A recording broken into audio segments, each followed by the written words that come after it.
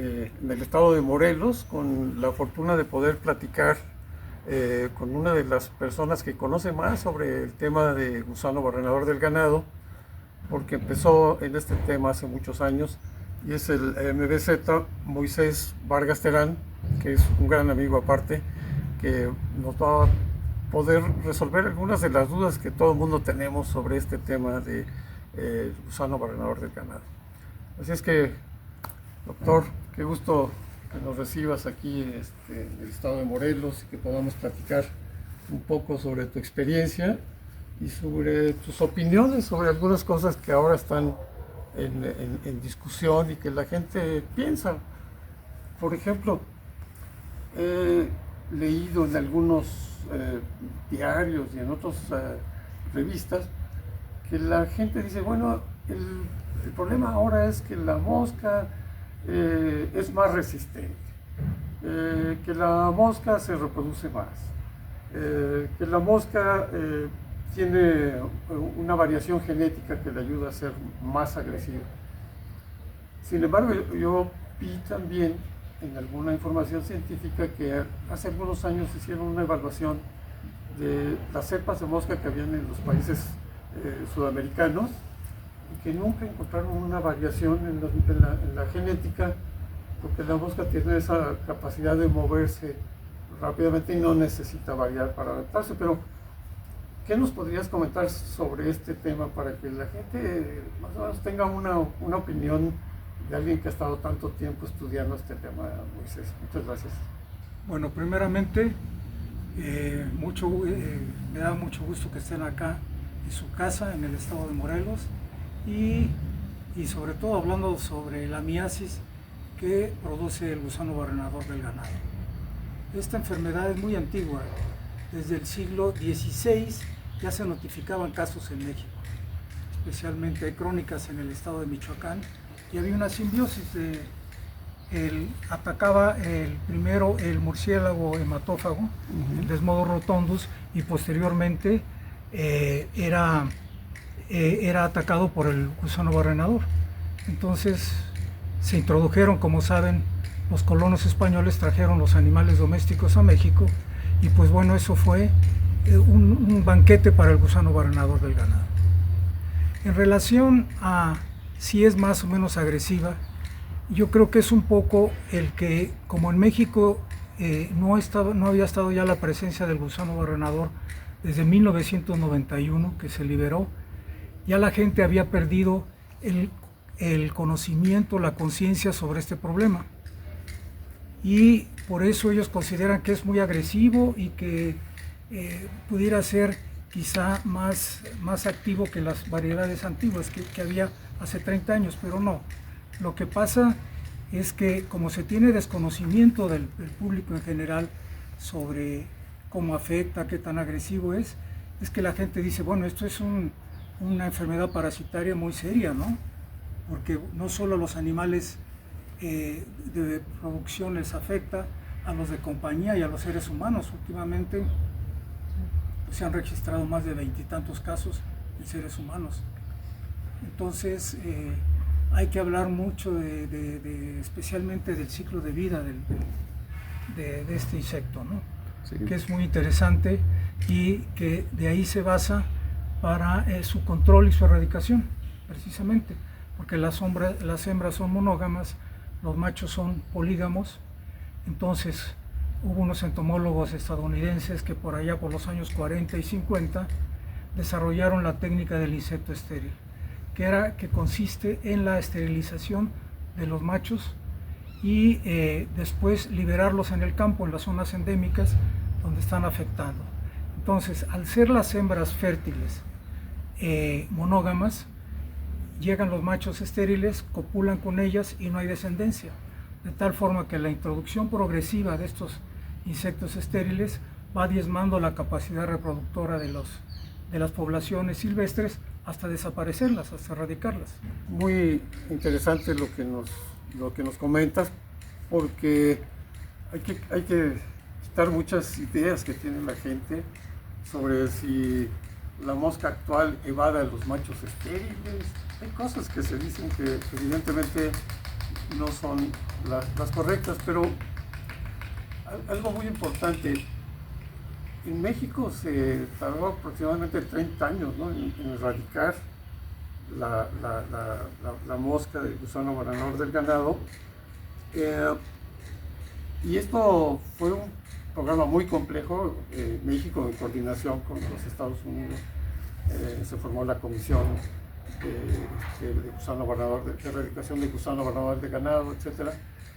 Y entiendo que fue algo demasiado complejo.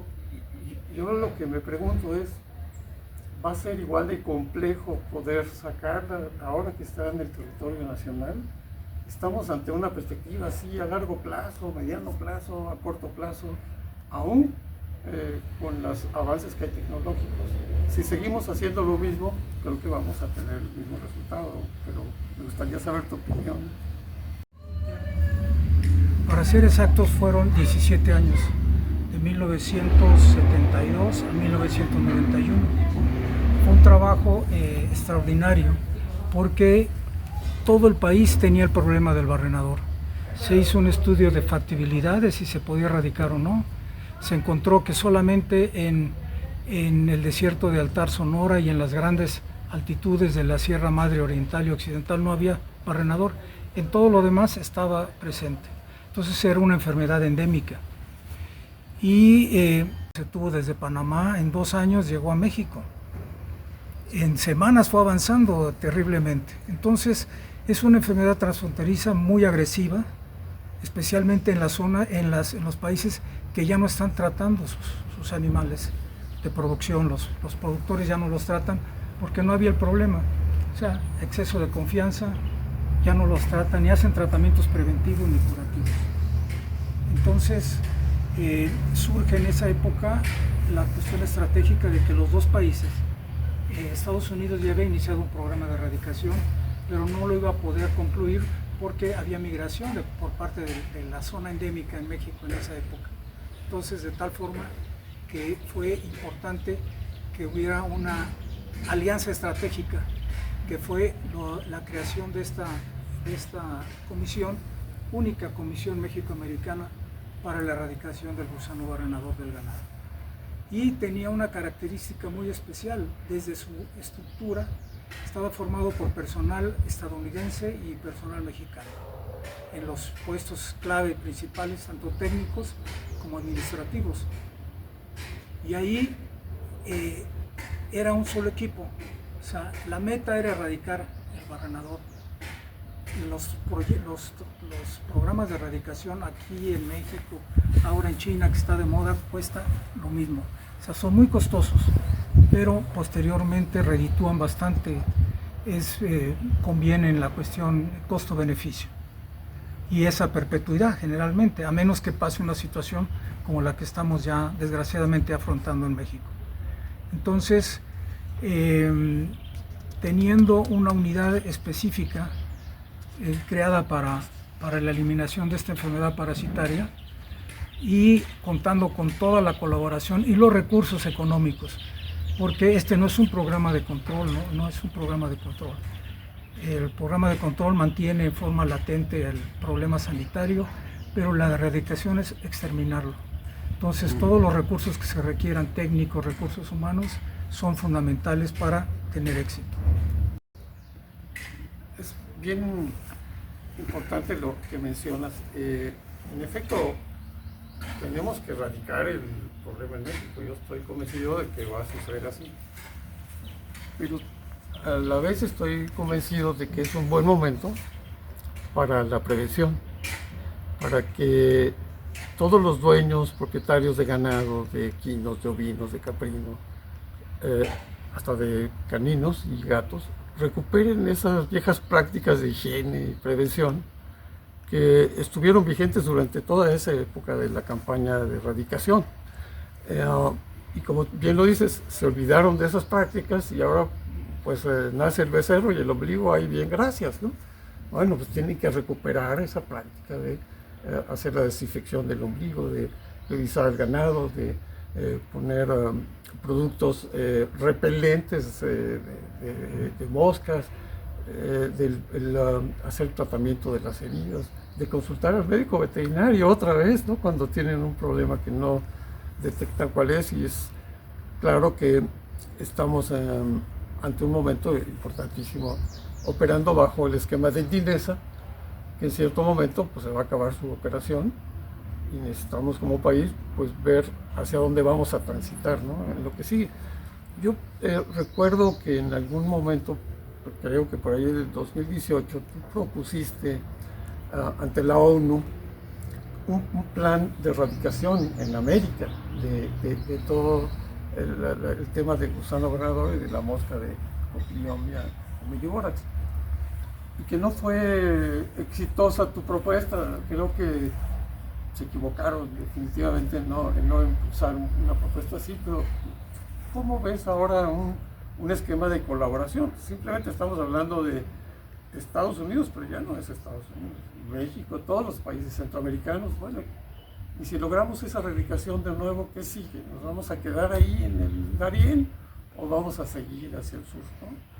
No sé qué opinión te merece esto, estimado Moisés.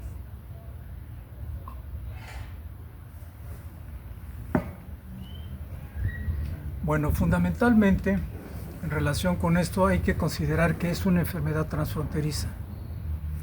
Las enfermedades transfronterizas hay que combatirlas en el lugar donde están, en las áreas endémicas donde se están afectando, de tal forma que las fronteras de los países hay que llevarlos hasta esos países donde están afectando. Y los países deben de invertir para mover sus fronteras sanitarias hacia esos países. Entonces, lo que México está haciendo ahorita es un trabajo enorme de contención del problema en el Istmo de Tehuantepec. Realmente es gigantesco. Los trabajos de inspección, los trabajos de cuarentena, todo eso. El objetivo de esto es contener ahí el problema y poco y gradualmente llevarlo otra vez hacia la frontera de Panamá y Colombia, que era donde había una barrera con insectos estériles del gusano barrenador. Ahora, la clave es continuar con los esfuerzos de erradicación hacia América del Sur. Y también necesito eso una colaboración de todos los países. Y especialmente yo creo que ahora sería un momento muy oportuno de erradicar esta enfermedad en América del Sur, porque ya casi todos los países están quedando libres de la fiebre aftosa. Y esta enfermedad pues afecta a todos los países, con excepción de Chile, que no tiene gusano barrenador desde los años 50, pero todos los demás lo tienen. Así que sería muy bueno, existe este documento de proyecto para erradicar en toda América del Sur. Se tendrían que colocar 3 plantas muy grandes que producirían más de 500 millones de insectos a la semana y bueno, ir paulatinamente progresando en la eliminación y determinar si va a ser de sur a norte o de norte a sur, que eso es una cuestión que se tiene que resolver, pero en conjunto con todos los países.